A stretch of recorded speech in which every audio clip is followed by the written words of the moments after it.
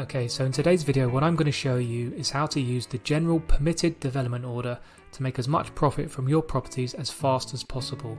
I've 3 strategies to run through, but I'm going to save the very best till the end, so make sure you pay attention to that. And today we're talking about how you can use the general permitted development order, or permitted development, or PD, to achieve most types of development that you had in mind for your property for residential and commercial. So we're talking about outbuildings, rear extensions, side extensions, changes of use, so office to residential, things like that, and also a couple of new classes that have been introduced like Class MA and Class AA.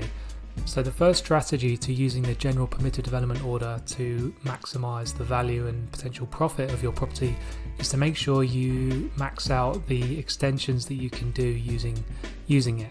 So we're talking about side, rear and roof extensions that can all be done under permitted development. So starting with rear extensions, you can extend your property 3, 4, 6 or 8 meters depending on whether you're a terrace property, semi-detached or detached, and also whether or not you're in a conservation area. Side extensions, you can extend the property up to half of the width of the original dwelling house and single story.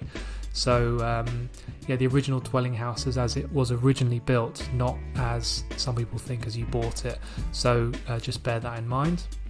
And that was Class A. So Class AA allows you to extend your property up to 2 stories, and this is a really big addition.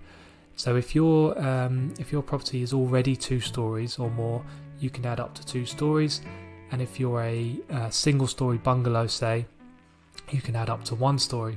Prior approval is required for this class, so prior approval is kind of a pared back exercise, kind of a pared back planning application. So under this, under the prior approval, they can assess only the amenity and the design. So is the design acceptable, use of materials, etc., and is the development going to impact your neighbours? Because not all, whilst this is a nationally prescribed kind of permitted development, as everyone knows, not all properties are the same. So some development might have impacts on the amenity. So that's what the council are assessing under that class. And the last bit under extensions is Class B. This allows you to do dormer windows, so that allows you to go into the roof. So a lot of these things, if you add all of these up together, we're talking about a hell of a lot of development that could add a lot of value to your property. Those, make sure you use your extensions. So the second strategy for using the general permitted development order is Class E, and Class E allows you to do what people know as garden room permitted development or permitted development outbuildings.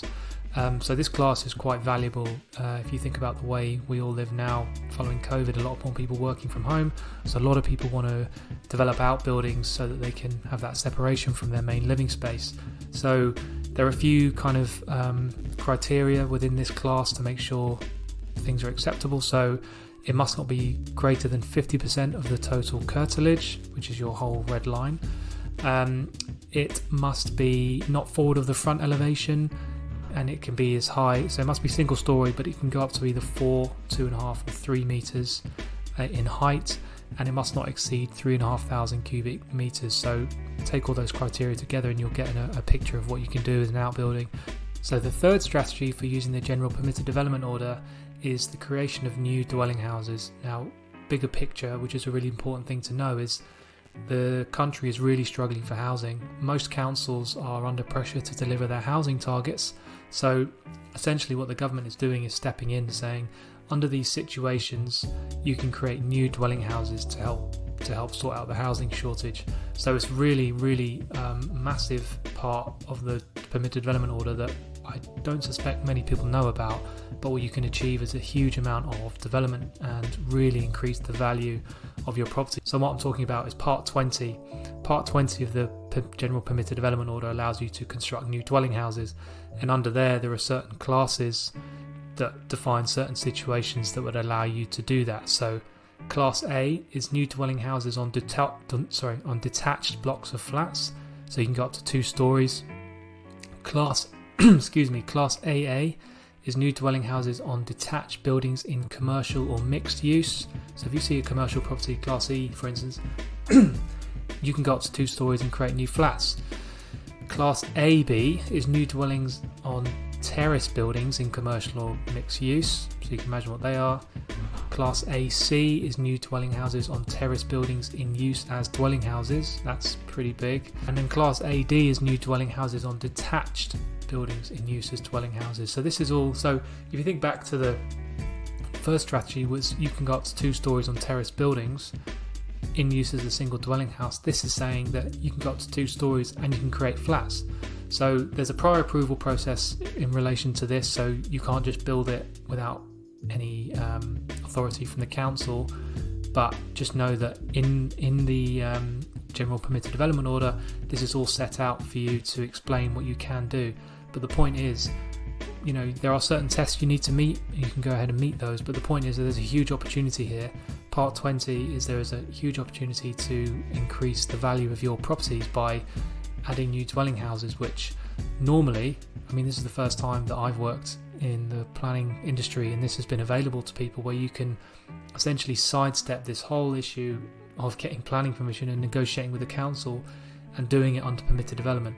It's massive, and so it's worth reading to take full advantage of it.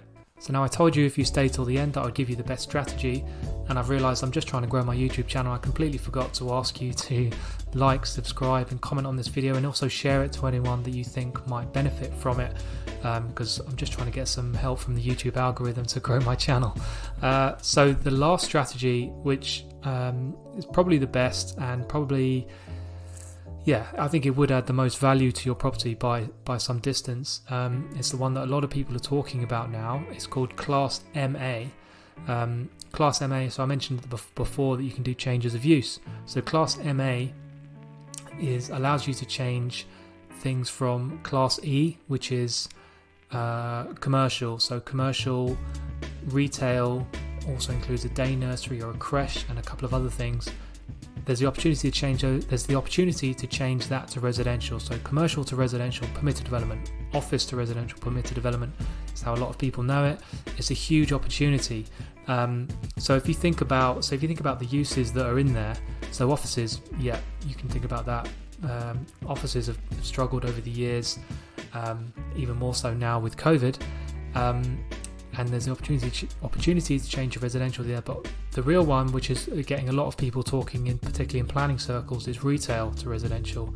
Because Class E includes so many uses now, again, that includes retail and creches and day nurseries. We're talking about the high street. If you think about a flat, what do you want from a flat? You want it to be in a highly accessible area. You want to be close to amenities, close to schools, and generally town centres tick all those boxes. So if you've got a retail unit that's failing, you can't find any other use for it, and you do your research and you realise that you can, use this class to change the use. Massive opportunity to create value. The reason why there's a little bit of worry about it in planning circles is because once you get residential, it's very hard to change it back. So that's why people think that it's potentially going to cause damage to the high street. I'm not so certain. I think it's only going to be used in certain situations. And also there is a prior approval process with this, so not every change of use can happen blanket. It needs to be assessed, so that's why I don't think it's as kind of detrimental as a lot of people think. So yeah, Class MA permitted development, change of use from commercial to residential, really huge and important one, so take note of that. And it's also to know, just to cap all this off, is that whilst something might not be able to be done under this strategy, under permitted development, that doesn't stop you applying for it. So if you find that, like a rear extension here would really help the value of my property, but I can't get it under permitted development, there's nothing stopping you from applying. You just apply, make sure it's acceptable to the council, and then you can do it. So it's, a lot of people think that if you can't do something under permitted development, you just can't do it, which is not the case. So just bear that in mind. This video has all been about how you can avoid the planning process, but if it comes to the point where actually going through the planning process would add most benefit to you, then by all means do that, and I would encourage you to do so if it's really going to add value. So those are the 4 strategies. I hope you like them. There are many more I could talk about, but if there's any in those strategies that you think are the best, please leave them in the comments below, or if you think there's a strategy that is superior, put that in the comments below as well. And in the comments, let me know if there's a part of the general permitted development order that you'd like me to teach you more on. Happy to do that. I read every single comment. And please like and subscribe to this channel, and please share it to anyone that you think would benefit from it. Like I say, trying to grow the YouTube channel, so it'd be really great at this time to do that. So I hope you found this useful, and I will see you on the very next video.